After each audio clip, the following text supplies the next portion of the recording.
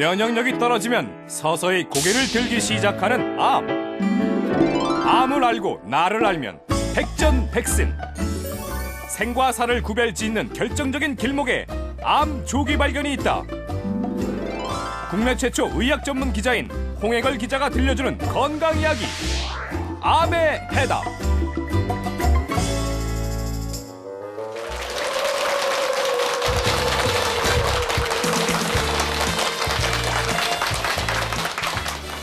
안녕하십니까. TV 특강 행복 플러스의 유진수입니다. 얼마 전에요, 항암 치료받는 암 환자분들의 고통스러운 모습 담은 그 영상을 이제 TV를 통해서 보면서 정말로 마음 아팠고, 갈수록 우리나라도 이제 암 환자들이 늘어난다는데 걱정이 크더라고요. 암과의 전쟁 시작된 지가 상당히 오래됐는데 아직도 정복은 되지 않았나 그런 생각도 들고, 언젠가는 정복이 되겠죠. 그때까지는 정말 암에 걸리지 않고 건강하게 살아야 되겠다 그런 마음이 들 정도로 그분들의 힘든 모습을 봤는데, 자, 오늘 여러분과 함께하는 또 두 번째 시간이 되겠습니다. 자, 홍해걸 의학 전문 기자와 함께 할 텐데요, 암에 대해서 이 시간 또 알아보도록 하겠습니다. 큰 박수로 맞이해 주십시오. 네, 안녕하세요. 네. 자, 오늘 이제 두 번째 시간입니다. 네. 지난 시간에 심혈관 질환에서 했는데, 아마 많은 분들이 방송 보시고 나서 허벅지 근육 건강하게 하기 위해서 운동 다 등록했을 것 같아요. 네, 네. 고맙습니다. 네. 걷는 게 가장 좋다는 말씀을 그럼요. 해주셨고, 네. 자, 오늘 이제 씁쓸한 암 얘기로 이제 두 번째를 했는데, 네. 암 환자, 위암은 우리가 아시아에서는 1, 2위 이렇게 다툰다고, 네. 네, 암 환자 갈수록 늘어나고 있다고 네. 하더라고요. 그렇습니다. 네. 한국인에게 가장 흔한 사망 원인이고, 1년에 한 7만여 명이 암으로 죽으니까요. 엄청나네요. 오늘 꼭 네. 좀 중요한 이야기 짚어드리고 싶어요. 암 우리가 치료 기술이라든지 조기 발견하면 이제 나을 수 있는 생존 확률도 갈수록 늘어나고는 있잖아요. 그렇습니다. 2명 가운데 1명은 완치입니다. 그러니까 암하면 무조건 절망하시고 불치병이고, 이걸 완전히 잘못된 얘기입니다. 그러니까 그 핵심이 말씀하신 조기 발견이고, 네. 오늘은 그 조기 발견의 구체적인 그 방법도 좀 알려드리고자 합니다. 알겠습니다. 두 번째 강의 큰 박수와 함께 또 청해 듣도록 하겠습니다. 네, 예. 감사합니다. 감사합니다. 고맙습니다. 네, 감사합니다. 네, 홍해걸입니다. 여러분들 다시 뵙게 돼서 반갑고요. 오늘은 말씀드린 대로 우리나라 사람들 가장 많은 생명을 앗아가고 있는 질병입니다. 암에 대한 말씀을 좀 드려볼까 합니다. 여러분들 1년에 말씀드린 대로 7만여 명이 각종 암으로 숨지고 있고요. 부동의 1등입니다. 특히 고령화 사회가 진행되면서 암 환자 또는 사망자가 점점 늘어날 것으로 추정을 하고요. 의학적으로 암을 어떻게 이길 수 있고 또 어떤 방법들이 있는지 여러분께 하나하나씩 짚어드릴까 합니다. 제가 여러분께 한번 여쭤볼게요. 암이라고 하는 게 어떤 병이라고 알고 계세요? 예컨대 여러분 댁에 어린 자녀가 물어봅니다. 암이 뭐예요? 이렇게 질문을 하면 뭐라고 답변을 하시죠? 어떤 답변이 가장 간결하면서도 정확한 답변일까요? 네, 악성종양이라고 얘기하시네요. 네, 훌륭합니다. 그렇죠. 네, 암을 가장 손쉽게 설명을 하면 몸 안에 생기는 혹을 말합니다. 혹입니다. 암이라고 하는 건 결국은 어떤 혹인데, 여러분도 알다시피 혹이라고 하는 건 두 종류가 있다는 얘기죠. 뭐가 있죠? 양성종양이 있고 또 악성종양이 있습니다. 악성종양이 바로 암이죠. 양성종양은 죽고 사는 그런 중차대한 혹이 아니란 얘기입니다. 이게 어떤 혹이 있을 때 악성인지 양성인지 우리가 어떻게 알 수 있죠? 그렇죠. 조직 검사를 해야 되죠. 여러분들 많이 들어보셨죠? 조직 검사라고 하는 건 어떻게 하는 거죠? 그렇죠. 어떤 혹이 있으면 그 조직 일부를 살짝 뜯어내야 되죠. 그 다음에 어떻게 할까요, 의사들이? 뜯어낸 다음에 어떻게 하죠? 그 조직을 얼려요? 얼릴 수도 있지만, 네, 가장 쉽게 얘기하면 뜯어가지고 어떻게 할까요? 자, 배양은 아닙니다. 배양은 이제 세균이나 바이러스에 감염됐는지 여부를 알기 위해서 하는 거고요. 조직 검사는 현미경으로 보는 겁니다. 어렵지 않죠. 그러니까 현미경으로 봐가지고 암세포가 보이면 이게 악성종양이고 정상세포만 있으면 그게 양성종양이죠. 아무리 우리가 사진을 찍어서 혹이 굉장히 크고 흉측하게 암처럼 생겼다 하더라도 진짜 이 혹이 암인지 아닌지 최종적으로 확진하려면 반드시 조직검사를 해야 한다는 얘기입니다. 그렇다면 우리가 현미경으로 볼 때 어떤 세포는 암이고 어떤 세포는 정상일까요? 정상세포와 암세포는 무슨 차이가 있죠? 혹시 아세요? 자, 두 가지 차이가 있다는 얘기입니다. 첫째, 정상세포는요, 수명이 있습니다. 예를 들면, 우리 이 피부세포, 보통 28일 정도 삽니다. 평균적으로 한 달 정도죠. 한 달 정도 피부가 살다가 저절로 죽어요. 그게 이제 각질이 돼서 떨어져 나오는 게 때입니다. 우리 몸 안에 근육세포는 어느 정도 살까요? 한 넉 달 정도 삽니다. 팔다리, 얼굴 이 근육은 한 넉 달 정도 수명을 갖고 있어요. 그래서 우리가 먹은 음식을 통해서 젊고 싱싱한 새로운 세포를 만들면 이 세포가 한 넉 달 정도 살다가 늙고 병들면 저절로 죽는다는 얘기예요. 그러면 다시 또 새로운 세포로 채워지고 그래서 우리가 건강을 계속 유지해 나가는 겁니다. 그러니까 모든 정상세포는 고유한 수명이 있고 일정한 시기가 되면 내 몸 전체를 위해서 자기가 일부러 죽는 겁니다. 그게 정상적인 세포예요. 수명이 있다는 얘기죠. 쉽게 얘기하면 제가 여러분 앞에 이렇게 서 있는데요. 넉 달 있다가 다시 나타나면 겉으로 보이는 제 모습은 그때나 지금이나 똑같지만 사실은 제 몸을 구성하는 세포는 그동안에 송두리째 바뀌어 있다는 얘기입니다. 그게 신진대사입니다. 그런데 암세포는 어떤 특징이 있죠? 죽지 않는 세포입니다. 일정한 영양 조건만 갖추어지면 몇백 년이고 무한정 분열 증식을 합니다. 그러니까 암세포는 불사의 세포입니다. 죽지 않는 세포죠. 여러분들 헬라 세포라고 들어보신 적이 있나요? 지난 1950년대 미국의 헨리에타 렉스라는 어떤 중년 여성이 있었는데요. 이분이 자궁경부암을 진단을 받죠. 그리고 몇 달 만에 죽었습니다. 자, 50여 년 전에 이 환자는 죽었기 때문에 아마 무덤을 파도 뼈밖에 남아있지 않을 겁니다. 그런데 그때 그 여성의 자궁경부에서 떼낸 암세포는 말이죠. 아직까지 살아있습니다. 그래서 전 세계 암을 연구하는 모든 실험실에 공급이 되고 있고요. 지금까지 무려 20톤이나 배양돼서 공급이 됐다는 얘기예요. 놀라운 사실 아닙니까? 그 사람은 죽었지만 그 사람 몸에서 떼어낸 암세포는 아직까지도 여기저기서 막 살아있다는 얘기죠. 그러니까 암은 죽는 세포가 아니란 얘기입니다. 그래서 암이 무서운 거예요. 암이 생기면, 그래서 혹이 생기면 정상세포로 가야 할 모든 영양분을 암이 독식을 하죠. 그러니까 혹은 커지는데 몸은 말라가는 겁니다. 그래서 암이 무서운 겁니다. 그래서 암세포는 자연의 법칙을 위반하고 무한정 분열 증식을 하고 죽지 않습니다. 그래서 몸 전체가 죽게 만드는 거예요. 그런데 또 한 가지 암이 굉장히 중요한 특징이 있습니다. 뭐죠? 사실은 이게 더 중요한 특징입니다. 전이를 한다는 거죠. 암세포는 한 곳에 머물러 있지 않습니다. 일정한 크기가 되면 혈액이라든지 림프 조직을 타고 우리 몸 전신으로 막 퍼집니다. 양성 종양은 혹이 아무리 크다 하더라도 그 자리에 가만히 있다는 얘기예요. 근데 암세포는 퍼지는 게 그게 문제입니다. 사실은 이 전이 된다는 특징만 없으면 암은 걱정할 게 없어요. 왜냐하면 어떤 자리에서 암이 생겼다. 자라면 잘라내면 그만이에요. 또 자라면 또 잘라내면 돼요. 그럼 우리가 생명을 잃는 일은 없는데 문제는 이 암이 어떤 특징이 있냐면 막 퍼지는 거예요. 전이가 되고 일단 우리가 아무리 원래 생긴 자리에 암의 크기가 이렇게 작다 하더라도 다른 장기로 전이가 돼 있는 게 확인이 되면 우리는 일단 사기암으로 분류하잖아요. 그만큼 이 전이가 무서운 거죠. 자, 정리해드리면 암이란 몸에 생기는 혹을 말합니다. 악성종양이 암이죠. 어떤 특징이 있나요?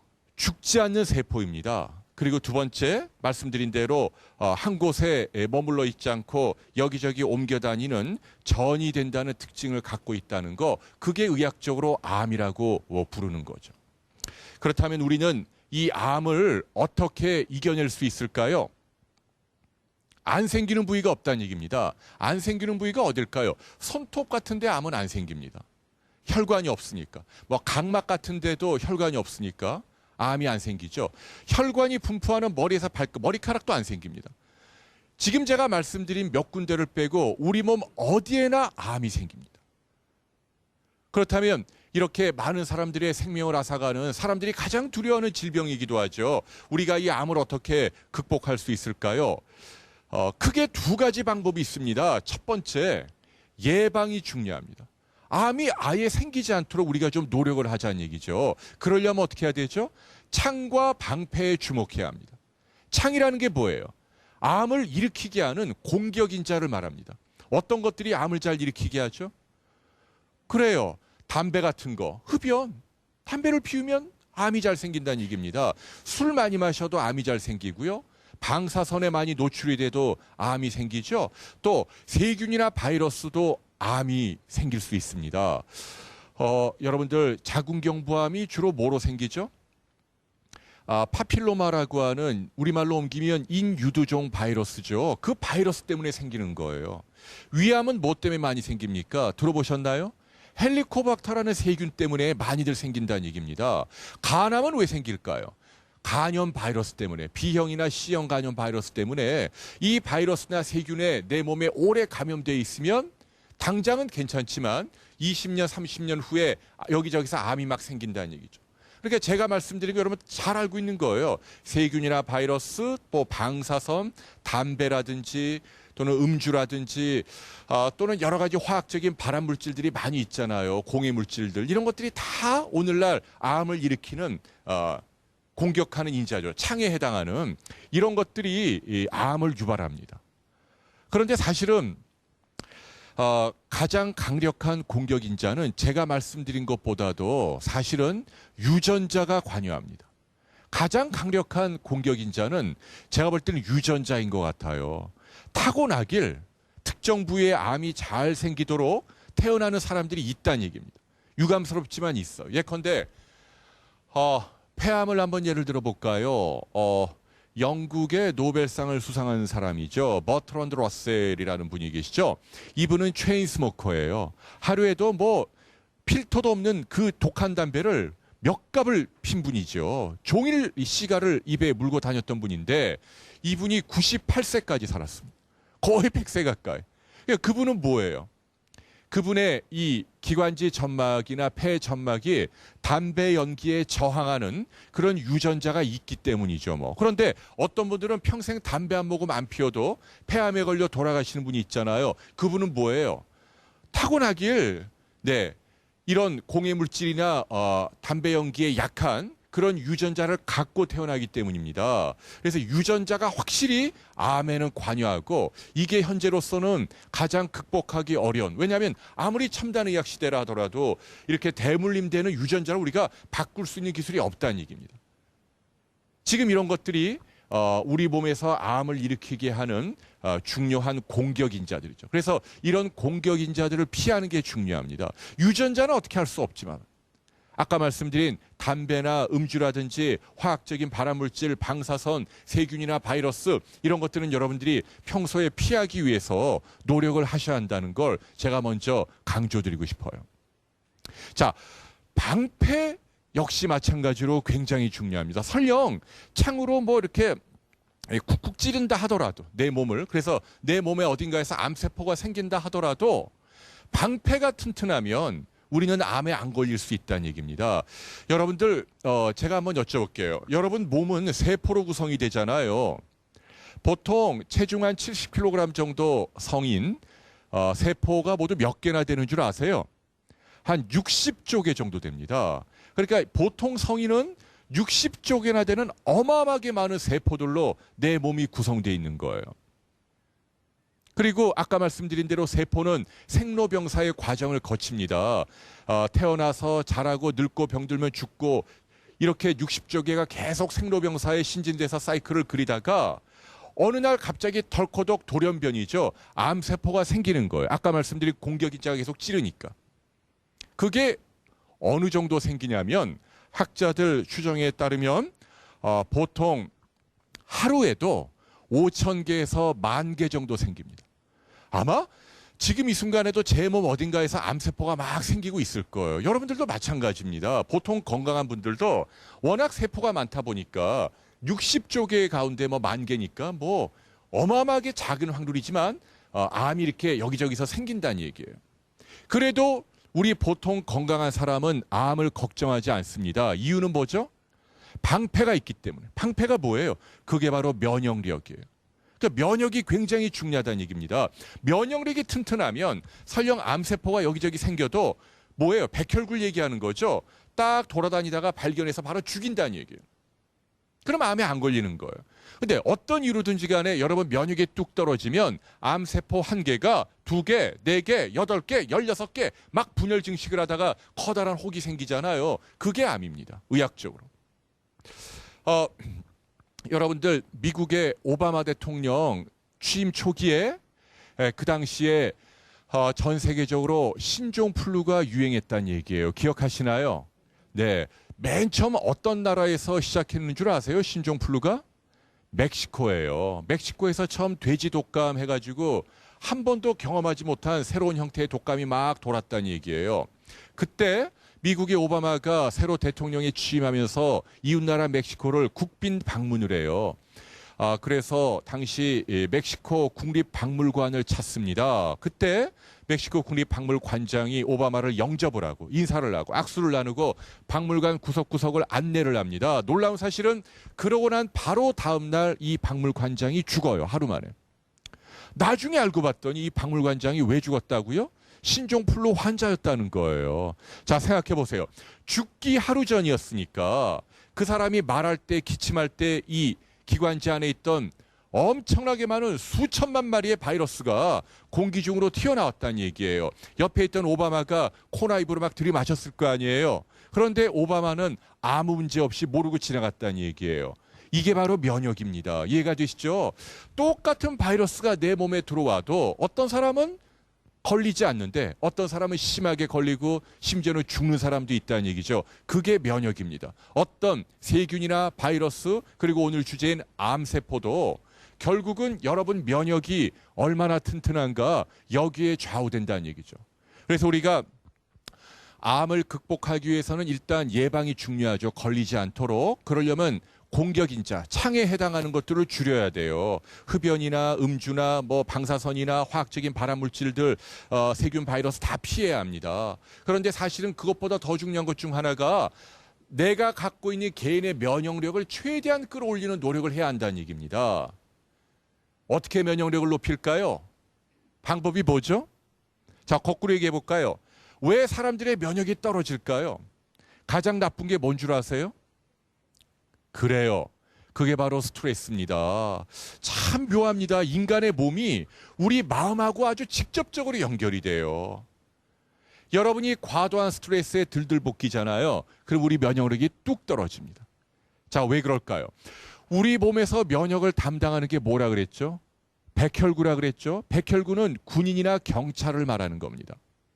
근데 여러분이 과도한 스트레스에 오래 들들 볶이면 백혈구가 착각을 하는 거예요. 원래 백혈구의 절반 이상은 골수 안에서 편하게 쉬고 있어야 하는데 여러분이 매일 스트레스에 시달리면 백혈구가 깜짝 놀라는 거예요. 왜 우리 주인이 이렇게 걱정을 하고 불안할까? 뭔가 내 몸 안에 세균이나 바이러스가 침입을 했거나 아니면 어딘가에 암세포가 생겼나 보다. 그래가지고 난리가 나서 총동원령이 내려지는 거죠. 근데 머리에서 발끝까지 아무리 뒤져도 허탕을 치는 거예요.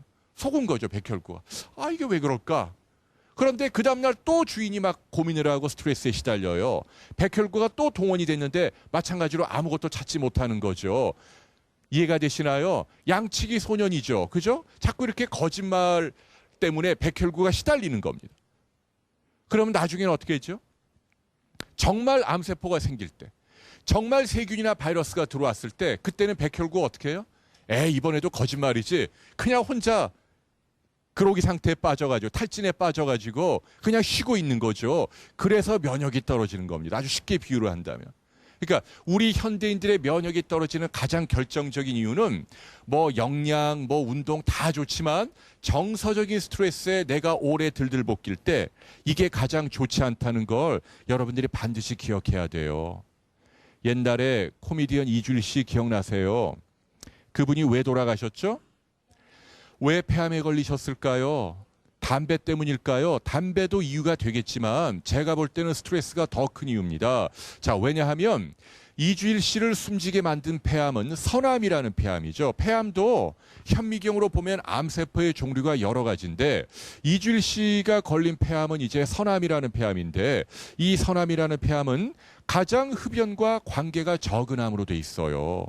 담배 한 모금 피우지 않은 여자들에게 흔한 폐암이 바로 이주일 씨 폐암이죠. 그런데 여러분 이주일 씨가 돌아가시기 몇 년 전에 어떤 일이 있었죠? 애지중지하던 4대 독자 외아들이 갑자기 죽었다는 얘기예요. 아마 이분이 무명 시절에는 가난하고 그래서 아드님이 굉장히 고생을 많이 했나 봅니다. 근데 이제 이분이 코미디언으로 명성을 날리고 돈을 벌고 그러니까 아드님을 미국으로 유학 보내고 어느 날 유학 갔다 돌아온 대학생 아들이 집에 와 보니까 굉장히 좋은 외제 승용차 한 대가 있었나 봐요. 아마 이주일 씨가 샀나 봐요. 되게 그 나이 또래 되면 좋은 차 보면 한번 운전해 보고 싶잖아요. 아버지에게 내가 이 차 한번 몰아볼게요라고 부탁을 했습니다. 이주 씨는 평소에도 아드님을 굉장히 좀 엄격하게 키우셨나 봐요. 눈물이 쪽나게 야단을 치셨다는 걸. 새파랗게 젊은 녀석이 이렇게 좋은 차를 모으냐고 혼을 냈죠. 그런데 그날 밤 이 아드님이 아버지 몰래 차 꺼내서 몰고 나가다 그만 사고가 나서 현장에서 죽었다는 얘기예요. 그리고 이게 이주일 씨에게 못내 한이 된 거죠. 내가 그렇게 고생시키며 키운 아들인데 그 나이 또래 다 그런 얘기할 수 있는데 내가 그때 좀 관대하게 그래 너 차 한번 몰아보렴. 그러면 걔가 안 죽었을 텐데 내 잘못이야. 마음에 자책을 하며 한평생을 보낸 거죠. 두문불출하고 술 담배 쩔어서. 그리고 그날 이후로 평생 돌아가실 때까지 이 턱에 수염을 깎지 않고 지냈다는 거 아니에요. 얼마나 상심했을까요? 제가 볼 때는 그때 이분에게 암이 걸렸다고 믿는 겁니다. 극심한 스트레스에 들들 볶일 때 우리 면역이 떨어지고 아까 말씀드린 대로 몸 안에 암세포가 막 분열증식해서 생겼다고 보는 거예요. 여러분들도 주변에 암에 걸린 분들을 자세히 보시면 대개 암 진단받기 몇 년 전에 무엇인가 극심한 스트레스, 예컨대 사업이 부도가 나거나 자식이 죽거나 이혼하거나 실직하거나 실연당하거나 이런 에피소드가 있다는 얘기입니다. 그때가 우리 몸에 안 좋은 거예요. 우리 몸의 면역이 가장 떨어지는 게 내가 막 괴롭고 불안하고 짜증내고 스트레스에 시달리는 게 가장 좋지 않은 거예요. 이해가 되시나요? 그래서 우리 몸과 마음은 하나로 연결돼 있고 여러분이 오늘 암을 이기기 위해서라도 내가 즐겁게 살 수 있도록 노력하는 게 굉장히 중요한 거예요. 자, 제가 한 가지 더 전문적인 이야기 하나 더 짚고 넘어갈게요. 염증에 대한 이야기를 잠깐 해드리려고 합니다. 아까 제가 면역을 담당하는 건 백혈구라고 말했죠. 군인이나 경찰입니다. 백혈구는 두 종류가 있어요. 하나는 림프구라는 게 있어요. 또 하나는 과립구라는 게 있습니다. 좀 전문 용어인데요. 림프구라고 하는 건 진화가 된 백혈구입니다. 쉽게 얘기하면 군인이라도 뭐 육군 사관학교를 나온 최정예 군인을 말합니다. 훈련이 잘 된 군인. 반면 과립구는 훈련이 덜 된, 진화가 덜 된 재래식 군인이죠. 이 재래식 군인은 과립구라고 표현했는데 전체 백혈구의 80%가 이 과립구로 돼 있습니다. 숫자는 많죠. 그리고 굉장히 용감합니다. 예를 들어 외부에서 세균이나 바이러스나 뭐가 들어오면 자기가 맨몸으로 가서 부딪혀요. 자기도 죽고 세균도 죽입니다. 그게 뭘까요? 그게 고름입니다. 여러분 몸에 고름 생기죠? 그게 아까 말씀드린 백혈구 가운데 과립구의 시체들이에요. 장렬하게 싸우다 죽는 겁니다. 일선에서 적이 나타나면. 자, 과립구의 역할도 중요하긴 한데 과립구는 단점이 뭐냐면 적이 나타나면 적만 딱 총으로 조준해서 쏘아 죽여야 돼요. 근데 과립구는 어떻게 되나요? 그 적만 죽이는 게 아니라 예컨대 그러니까 소총으로 죽일 수 있는 적에 대해서 거기다 막 대포를 쏘는 겁니다. 막 가서 부딪히는 거예요. 그러니까 그 옆에 정상세포도 다 망가지는 거예요. 여러분 그게 의학적으로 염증입니다. 과립구가 지나치게 흥분해가지고 적을 죽이는 게 좋은데 그 이상 나가가지고 옆에 조직도 다 폐허로 만드는 거 이게 의학적으로 염증이에요. 중요한 건 뭐냐면 여러분이 스트레스에 막 들들볶이잖아요. 아까 제가 뭐라 그랬죠? 면역이 떨어진다 그랬죠? 그건 무슨 얘기냐면 스트레스에 시달리면 두 종류의 백혈구 가운데 사실은 뭐가 더 중요해요? 20%에 해당하는 림프구가 중요해요. 얘네들이 잘 활성화되어 있어가지고 적이 나타나면 적만 딱 조준해서 딱 쏘아 죽이고 이래야만 내 몸이 건강한데 여러분이 스트레스에 시달리면 이 림프구는 확 기능이 떨어져요. 그게 면역력이 떨어지는 겁니다. 반면 차라리 얌전히 가만히 있는 게 좋은 훈련이 덜 된 재래식 군인이 과립구들이 우리 몸 여기저기서 막 흥분해가지고 옆에 있는 정상 조직도 막 공격하는 거, 이게 염증입니다. 그러니까 결론적으로 말씀드리면 내가 스트레스에 시달리면 염증은 떨어지고 면역은 떨어지고 염증 반응이 올라간다는 얘기. 그래서 암이 생기는 겁니다. 그러니까 암이라고 하는 거 면역이 떨어지는 것도 있지만 염증이 올라가는 것도 암을 일으키는 거예요. 자, 예를 들면 내 몸 안에 휘발유가 이렇게 높게 쌓여 올라가는 겁니다. 옛날엔 별것 아닌 사소한 성냥불에도 내가 막 스트레스로 내 몸이 염증 체질로 변해 있으면 여기저기서 막 불꽃이 생기는 거죠. 예를 들면 여러분이 스트레스에 막 시달리면 어떤 변화가 나타나죠? 입안이 막 헐어요. 잇몸이 붓고 피가 나고 아프죠? 또 어떤 분들은 눈이 충혈이 되게 눈곱이 바뀝니다. 자, 어떤 분들은 코가 막 막히고 어떤 분들은 이런 데 막 기미가 생기고 어떤 분들은 이런 이마나 두피에 기름이 막히고 비듬이 떨어지고 이 피지가 많이 흐른다는 게 좋은 게 아니에요. 또 어떤 분들은 이렇게 목이라든지 겨드랑이에서 가래토시죠. 림프절이 퉁퉁 붓는다는 얘기예요. 어떤 분들은 치질이 생기고 그게 뭘 의미하죠? 당신이 지금 지나치게 과로나 스트레스에 시달리고 있어서 지금 당신 몸이 심각하게 염증 체질로 변해 있으니까 제발 주인님 좀 쉬십시오 라고 하는 인체의 경고 증세예요.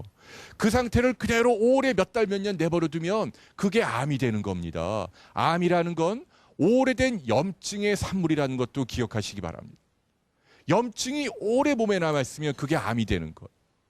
예컨대 손등에 암이 생깁니까? 자연적으로 손등에 이런 데는 암이 잘 안 생기죠. 그런데 이론적으로 가능하다는 얘기죠. 예컨대 여러분이 손톱으로 이 손등을 막 긁어요. 상처를 내죠? 그러면 아프고 빨갛게 붓고 피가 나고 그러죠? 딱지가 가라앉고 나을 만하면 여러분이 또 긁어서 상처를 냅니다. 일부러. 이렇게 자꾸 되풀이하면 여기에 언젠가 암세포가 나온다는 얘기죠. 이해가 되시나요? 암은 바로 그런 염증의 산물입니다. 여러분들 보시면 위염을 오래 앓으면 위암이 잘 생긴다는 얘기예요. 간염을 오래 앓아도 간암이 잘 생기잖아요. 똑같은 이치예요. 그래서 오늘 주제인 암, 면역이 떨어지고 염증이 올라갔기 때문에 암이 생기는 건데 그러면 왜 면역은 떨어지고 염증이 올라가느냐? 제일 중요한 이유는 여러분이 과도한 스트레스에 시달리는 것입니다 라는 걸 제가 여러분에게 알려드리고 싶어요. 그래서 제가 좀 목사님이나 스님 같은 이야기를 드려서 죄송하지만 영적인 안녕, 마음의 평화, 이게 여러분 암을 극복하는, 암을 예방하는 가장 중요한 지름길입니다라는 말씀을 드리고 싶어요. 이해가 되시죠? 뭘 해도 좋다는 얘기예요. 사실은 요즘 같은 환경에 스트레스 없이 사는 건 불가능합니다. 다만 내가 괴롭고 힘들고 짜증이 나고 고달프다 하더라도 내가 이거 할 때는 정말 행복해. 내가 모든 시름을 잊고 내가 정말 마음이 이렇게 가라앉는 편안함을 느낀다라고 하는 그 무엇인가가 여러분 각자마다 한 가지씩 있어야 된다는 얘기예요. 뭘 해도 좋아요. 예를 들면 나는 바둑을 두면 행복하다. 나는 친구들이랑 수다를 떨면 행복하다. 나는 이웃 사람들하고 고스톱을 치면 행복하다. 무엇이든 좋다니 고상할 필요가 없어요.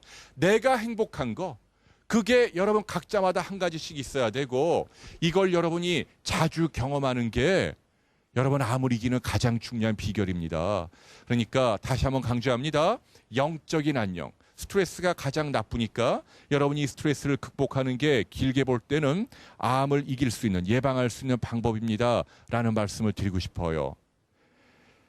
그런데 이렇게 노력을 해도 생기는 암들이 있습니다. 아까도 말씀드렸죠.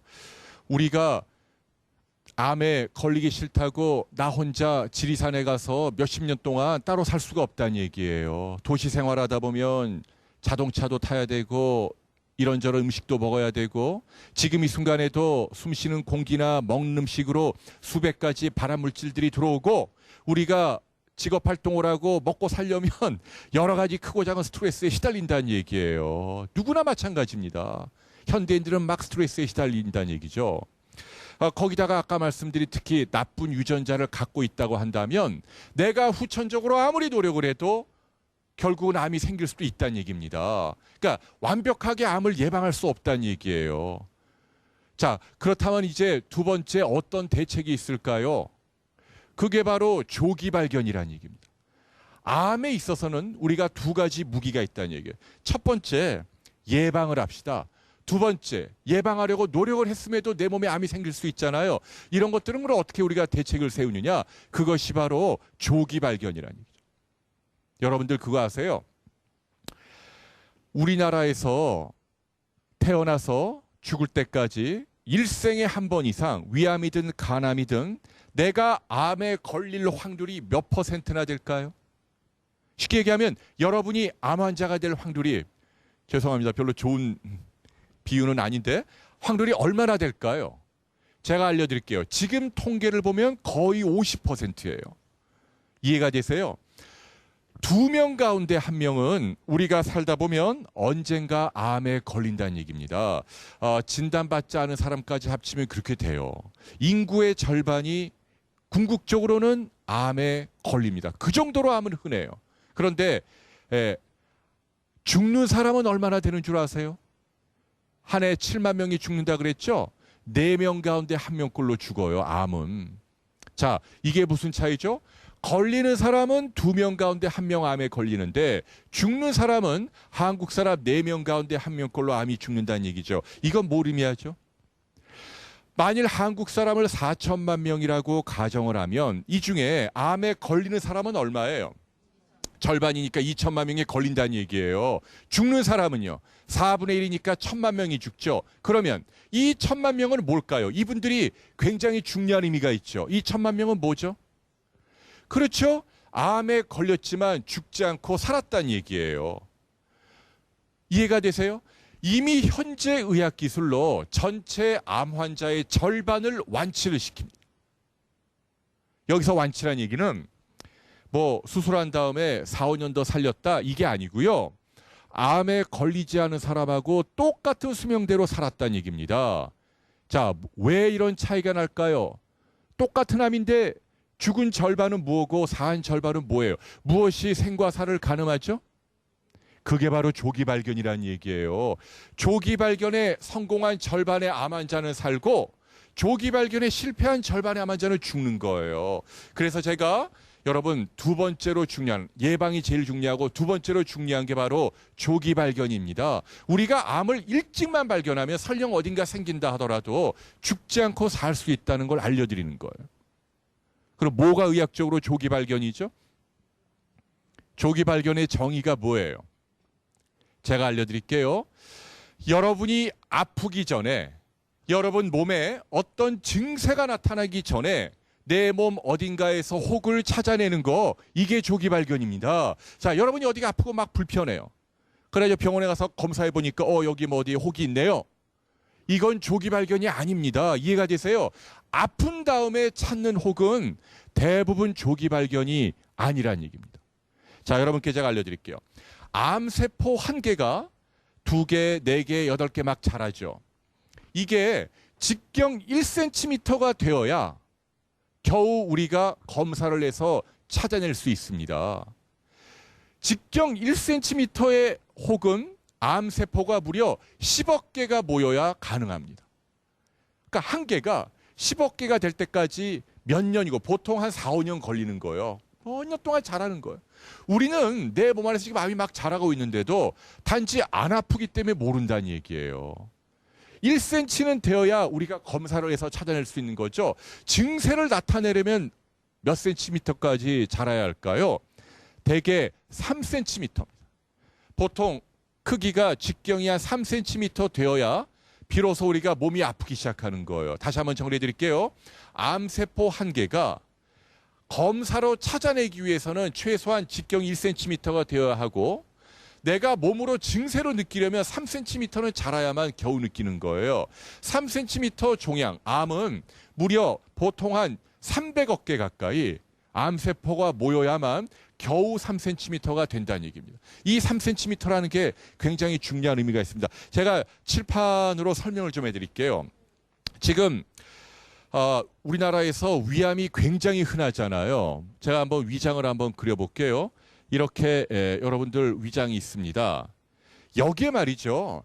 직경 한 1cm 정도의 작은 혹이 위암이 생겼다고 가정을 해볼까요? 그러면 눈에는 보이지 않지만 이 혹 주변에 깨알처럼 이렇게 미세 잔류암 세포들이 흩어져 있다는 얘기입니다.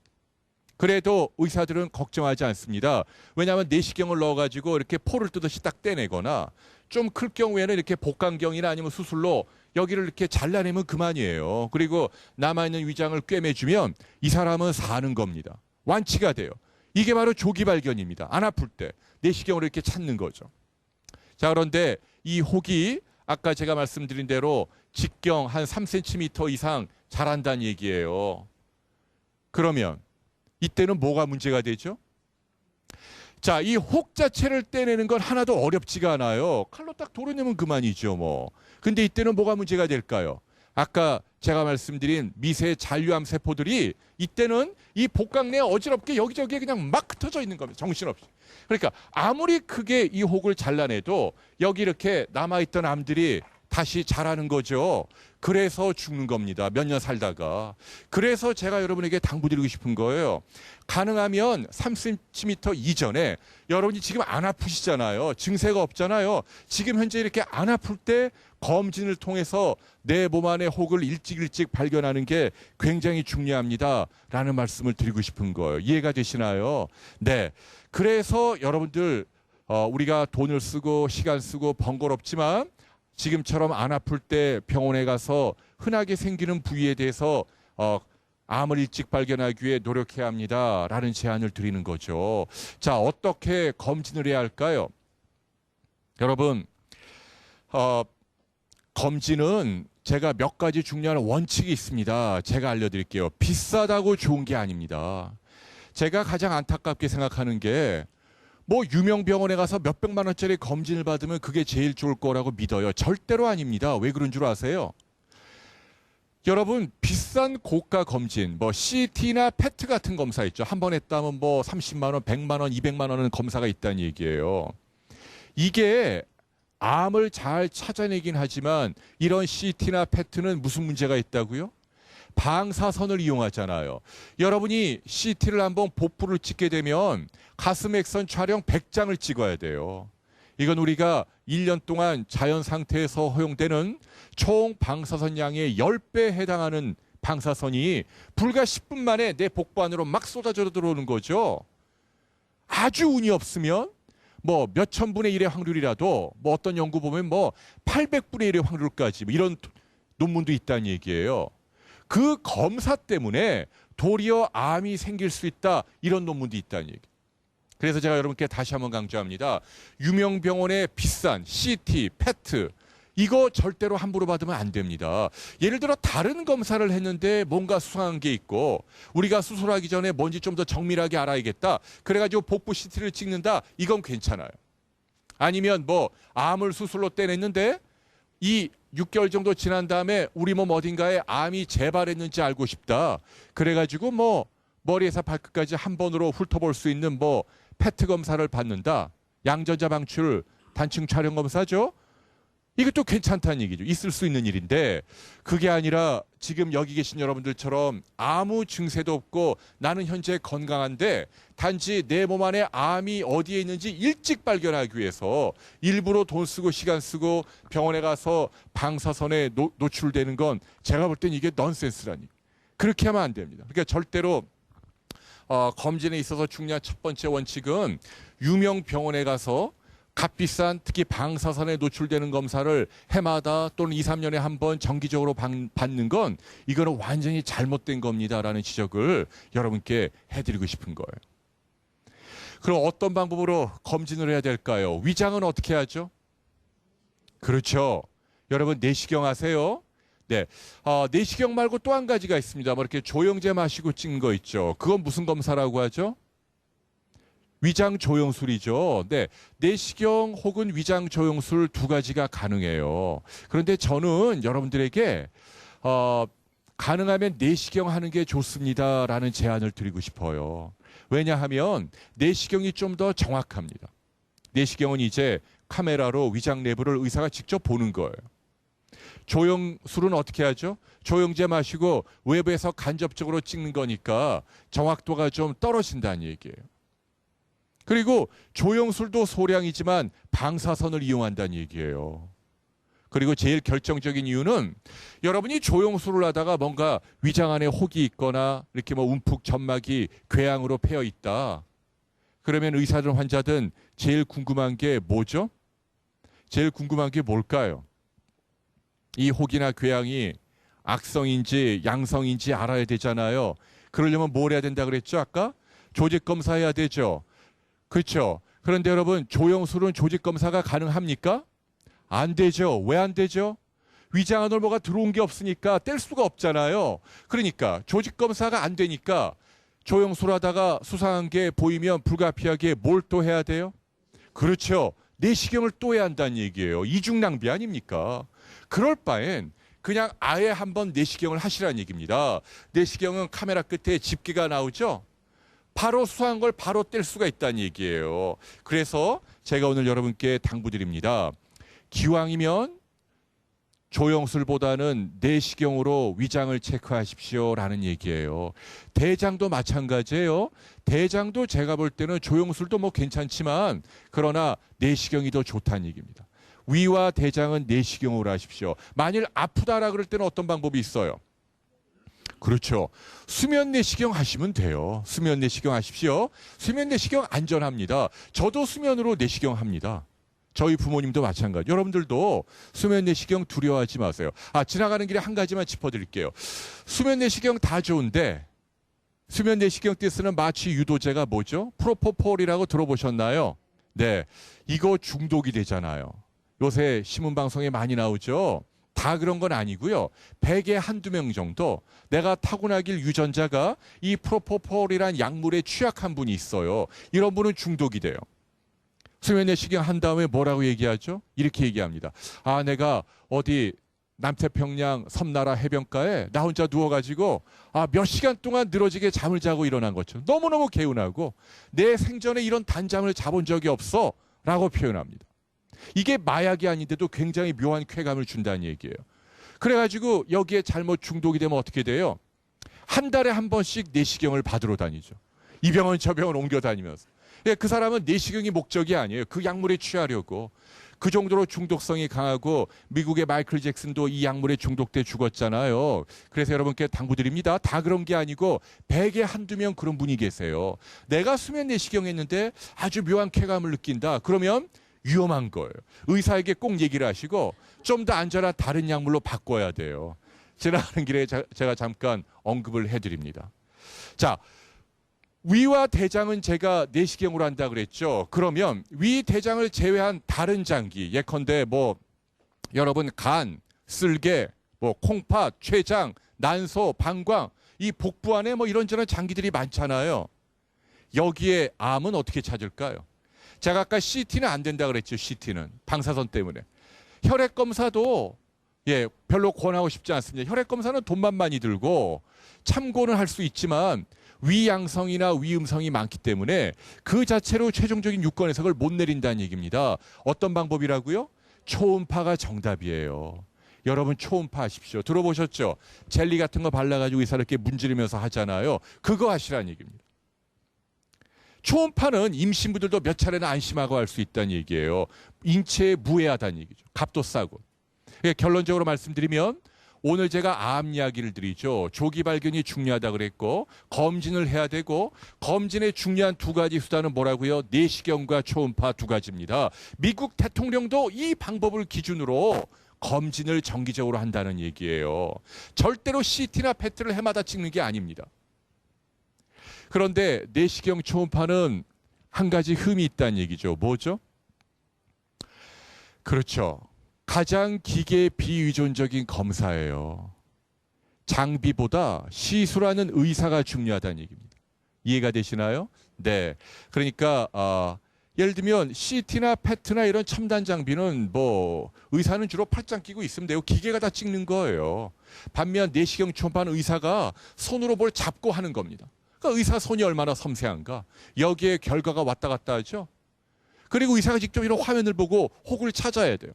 암이라고 하는 게 10개 가운데 1개는요. 이렇게 볼록하게 자라지 않고 점막에 따라 얇게 깔려 자라는 암도 있다는 얘기예요. 자, 그런 암은 경험이 부족한 의사들은 잘못하면 놓칠 수도 있다는 얘기죠. 그래서 결론적으로 내시경 초음파가 가장 중요한데 이 내시경 초음파는 기계나 장비보다 시술하는 의사가 중요하니까 경험이 많은 전문가에게 가십시오라는 말씀을 제가 드리고 싶은 거예요. 그래서 여러분 지역사회 동네 근처에 의사들에게 물어보세요. 의사들끼리는 뭐 좀 안다는 얘기죠. 어느 지역사회에서 누가 초음파나 내시경을 잘하는지. 그래서 그분 추천을 받고 여러분 해마다 가서 내시경 초음파 이렇게 검진을 받으신다면, 그죠? 그러면 여러분들 설령 몸에 암이 생긴다 하더라도 극복이 가능하다는 말씀을 드리고 싶어요. 일단 암이 생긴 분이라면 어떻게 할까요? 현재 암을 앓고 있는, 특히 조기암이 아니라 이미 진행된 암이라고 하면, 또는 말기암으로 상당히 진행된 경우라면 어떤 방법이 있을까요? 사실은 여기에 대해서 제가 이게 유일한 방법이다라고 말씀은 못 드리지만 한 가지 제 개인적인 견해는 밝히고 싶어요. 우리가 삶이라고 하는 게 뭘까요? 죽음이라고 하는 게 뭘까요? 저는 무엇이 과연 인도적인 것일까요? 라는 생각을 해볼 필요가 있다고 믿습니다. 우리나라가 법적으로 안락사는 허용이 안 됩니다. 그런데 네덜란드나 벨기에나 스위스나 미국의 몇 개 주는 이렇게 불치병 그리고 고통에 시달리고 있는 분들이 자기가 의지를 갖고 제정신인 상태에서 나는 이렇게 무의미한 생명을 연장하고 싶지 않다. 안락사를 법적으로 허용합니다. 저는 우리나라도 안락사를 허용한다라고까지는 말을 못 드리겠어요. 왜냐하면 종교적인 이유도 있고 아직까지는 정서적으로 거부감이 큽니다. 다만 호스피스는 적극적으로 활성화가 돼야 할 것 같아요. 안락사는 어떤 동물이라든지 다른 인위적인 방법으로 생명을 끊는 겁니다. 그건 좀 제가 볼 때 좀 지나쳐요, 아직은. 그러나 불필요한 치료를 받지 않을 권리는 있다라고 저는 믿어요. 말기암 환자들이 현재 우리나라에서 겪는 가장 큰 문제가 뭔가요? 유명 병원에 가면 무슨 뭐 로봇 수술이니 아니면 첨단 항암제니 보험이 안 되는 고가의 진료를 많이 권유받는다는 얘기예요.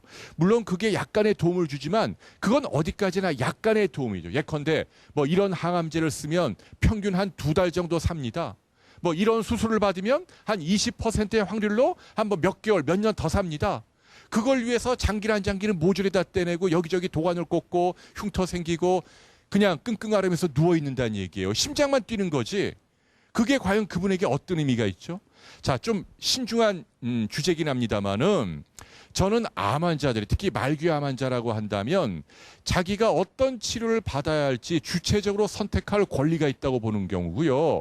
어떤 경우에는 불필요하게 약간의 작은 확률로 생명을 연장하기 위해서 과도하게 집안의 기둥뿌리를 뽑는 뭐 몇 천만 원짜리 어떤 치료를 받는다라든지 근거 없는 민간요법을 따라서 막 돌아다니고 이게 좋지 않다는 얘기입니다. 차라리 호스피스를 권유합니다. 요즘은 호스피스 병동이 많잖아요. 여기는 뭔가요? 불필요한 치료를 하지 않습니다.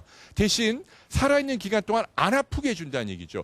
마약 진통제가 있습니다. 신기한 건 정상인에게 중독을 일으킬 용량의 최대 100배까지 투여를 해도 암 환자들에게는 중독이 안 생긴다는 얘기입니다. 그러니까 마약 주사를 아낄 이유가 없다는 얘기죠. 그래서 그분이 단 몇 개월로 산다 하더라도 안 아프게 성한 몸을 갖고 자신의 임종을 품위 있게 맞이할 수 있도록 도와주는 게 어떤 의미에서 보면은 제가 볼 때는 그분에게 최선일 수 있다는 걸 제가 여러분께 강조하고 싶어요.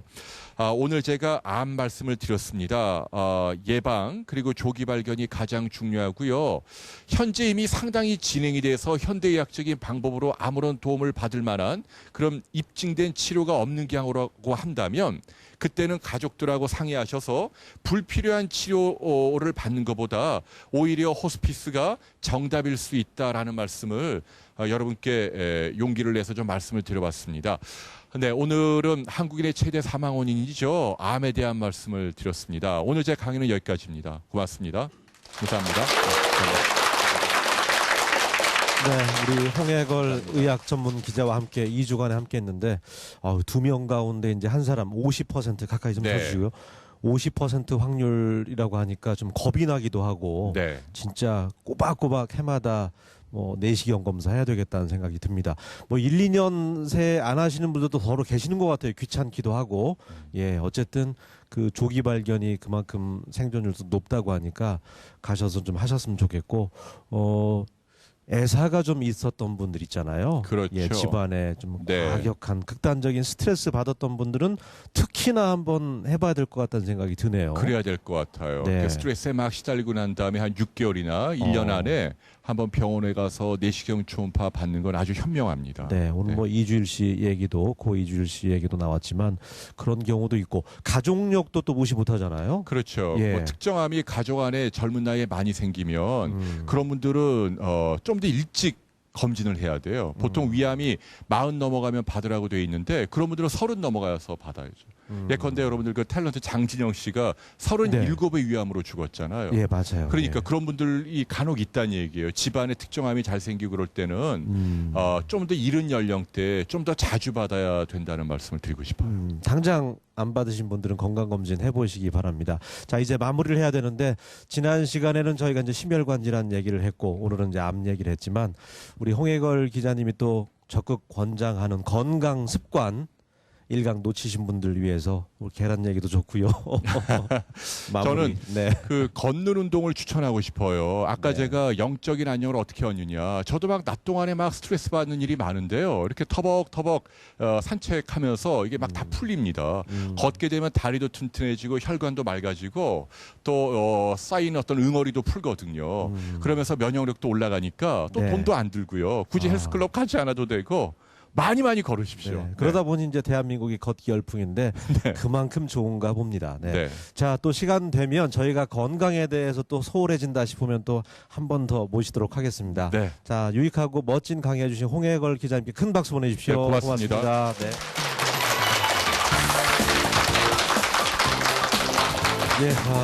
스트레스 얘기 참 많이 나왔잖아요. 스트레스 받지 말고 마음의 평화를 얻는 거 건강 10계명 가운데 하나라고 하는데 새기십시오. 스트레스 멀리 하시기 바랍니다. 저희는 다음 시간에 새로운 내용으로 여러분과 함께 하겠습니다. 고맙습니다.